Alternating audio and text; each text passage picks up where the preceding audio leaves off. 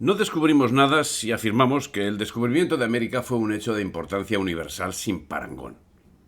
Dos mundos inexistentes el uno para el otro, de pronto se encontraron dando inicio a una relación principalmente humana, pero también de otros aspectos entre los que sin duda se encontraba el hecho económico. Marx afirma que la economía es el motor principal de la historia. Yo no. Yo afirmo que para España nunca ha sido el motor principal, sin negar que es un motor secundario. Conveniente, sí, pero no determinante. Y de un asunto conveniente, pero no determinante, vamos a hablar. El quinto real, que no siempre fue un quinto. Tan es así que llegó a ser un diezmo y menos. Aunque a principios del siglo XVI era un cuarto y a veces un tercio.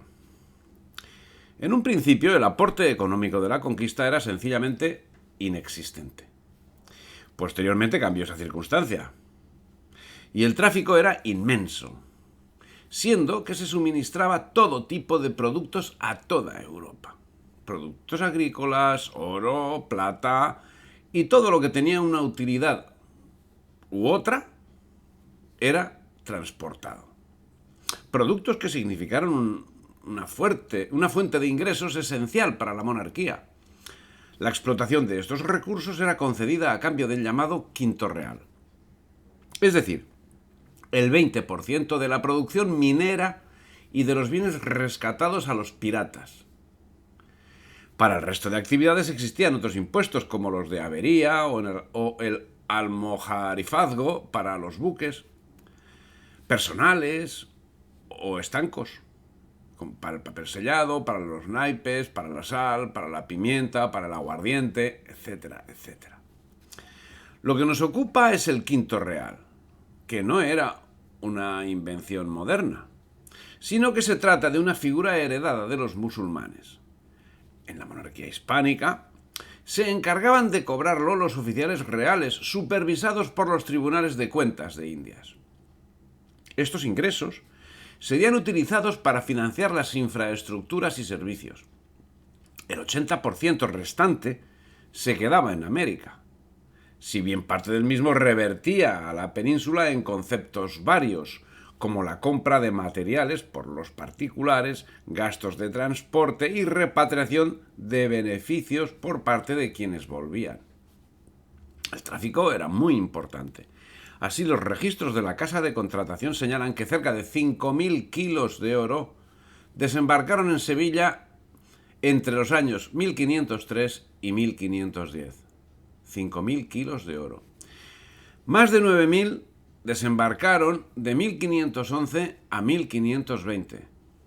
Algo menos de 5.000 de 1521 a 1530, pasando a 14.466 de 1531 a 1540, multiplicándose a 24.957 de 1541 a 1550 y disparándose a 42.620 kilos de oro, repito, de 1551 a 1560, en una década, como en los anteriores datos.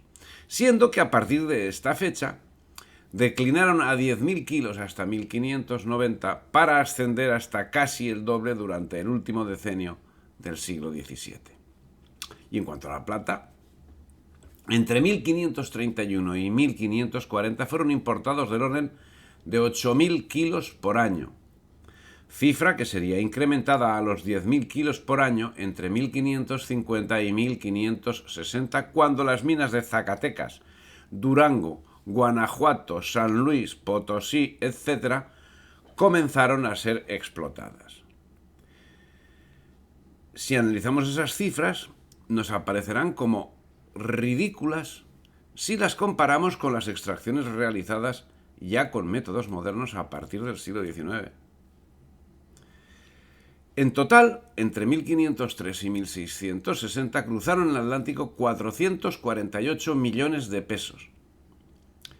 Pero es que ese no era el quinto real, porque el quinto real se reducía dentro de esos 448 millones venía el quinto real, que era 117 millones, que correspondían a la hacienda pública, y el resto a particulares, principalmente comerciantes, entre los que destacaban los exportadores de elementos tan esenciales para la plata como era el mercurio, imprescindible para la purificación de la plata. El rendimiento fue en declive, el rendimiento de las minas. Así, el quinto de 1545 fue de 360.000 ducados. El de 1546 fue la mitad, y en 1547 la décima parte. Las minas dejaban de ser rentables, y solo el descubrimiento de Bartolomé Medina, que en 1553 planteó un procedimiento en frío de fácil utilización, posibilitó dar un mayor rendimiento a las minas, con el apoyo de la reducción de impuestos, que del quinto pasaron a un 10% en 1723 y a un 9, y a un 6, y a un 5, hasta su supresión definitiva. Esos son los datos sobre el quinto real. ¿Y qué se ofrecía como contrapartida?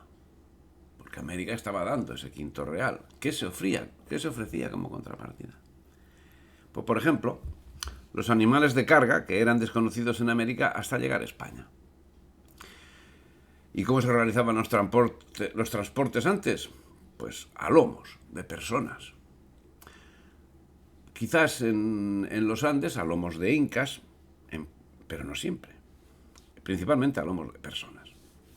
Lo mismo sucedía con las labores agrícolas. España introdujo la cría de animales y enseñó su aprovechamiento. Los indígenas aprendieron a trabajar el terreno, la siega, la trilla, la escarda, y lo hicieron con herramientas que primero fueron llevadas desde la península y luego fueron fabricadas in situ mediante mecanismos como fraguas, que también fueron importados de la península.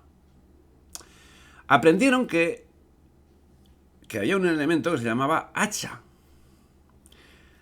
y la utilizaron para podar y para talar. También las primeras hachas llegaron de la península. Con el desarrollo de esos medios y el exceso de producción, nació la necesidad del procesado de alimentos. ¿Cómo hacerlo? Y los medios necesarios llegaron de la península. Se llevaron a cabo plantaciones de azúcar, llevada de la península. Y se hizo necesaria la construcción de ingenios, en principio con materiales y tecnología, llegada de la península. Se fabricaba harina con molinos, maquinaria y tecnología, llegadas de la península. De la península llegaron ovejas y llegó la vid.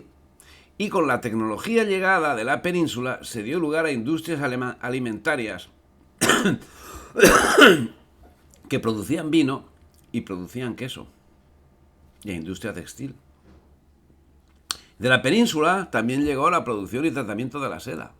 Se utilizó papel traído de la península y se publicaron manuales con el objetivo de que tuviesen la máxima difusión, y se hizo con imprentas llegadas de la península.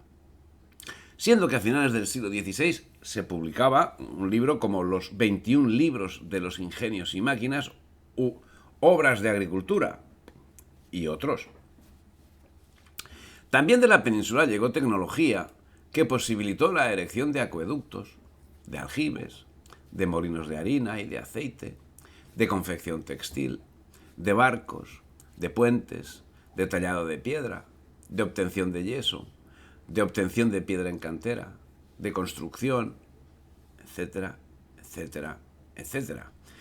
Con esa tecnología se construyeron catedrales, iglesias, conventos, universidades, escuelas, bibliotecas, hospitales, edificios particulares, caminos, ciudades, puentes, presas, fuentes, canales con fortificaciones, astilleros, acueductos, regadío, etcétera.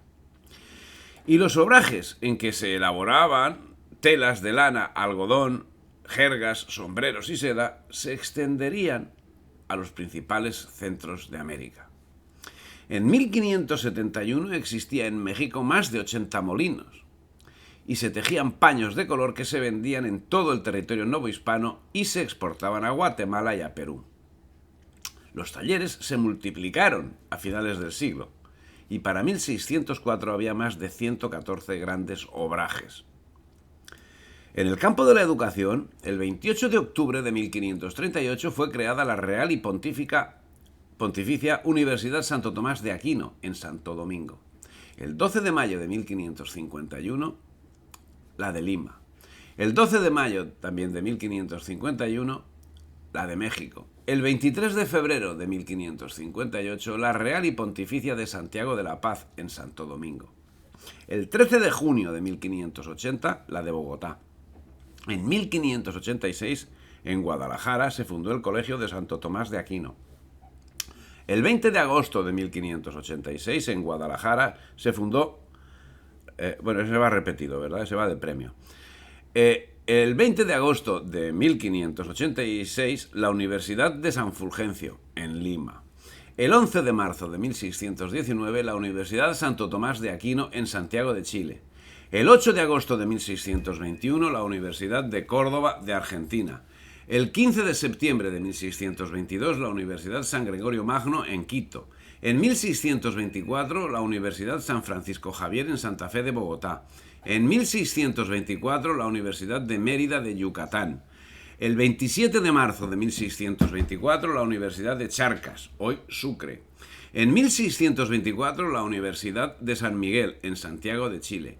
En 1640, la Universidad San Francisco Javier, en Guatemala. En 1648, la Universidad de San Bernardo, en el Cuzco. El 31 de enero de 1676, la Universidad San Carlos Borromeo, en Guatemala. El 3 de julio de 1677, la Universidad San Cristóbal de Huamanga, en San Juan de la Frontera, hoy Ayacucho. El 1 de marzo de 1692, la Universidad de San Antonio Abad, en el Cuzco. El 22 de diciembre de 1721, la Universidad Santa Rosa de Lima, en Caracas. El 5 de enero de 1728, la Universidad de San Jerónimo de La Habana. El 28 de julio de 1728, la Universidad de San Felipe, en Santiago de Chile. El 18 de noviembre de 1791, la Universidad de Guadalajara. El 21 de septiembre de 1810, la Universidad de San Buenaventura de Mérida, en Venezuela. En 1812, la Universidad San Ramón Nonnato, en León, Nicaragua. Y detrás, todo un programa educativo que abarcaba solo hasta donde tenía capacidad, pero que se volcó en educar a todos sin distinción. Evidentemente, el Quinto Real dio para mucho. Un asunto así, continuador, punto por punto, de la labor que siglos atrás llevase Roma en España. Roma nos trajo la civilización. Roma nos trajo el derecho.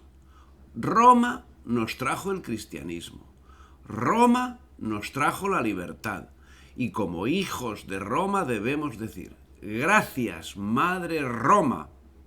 Y los hijos de España, que hagan lo que quieran. Pero lo normal sería que dijesen, gracias, abuela Roma. Gracias, Madre España. Si te ha gustado el vídeo, dale me gusta, difunde y suscríbete al canal.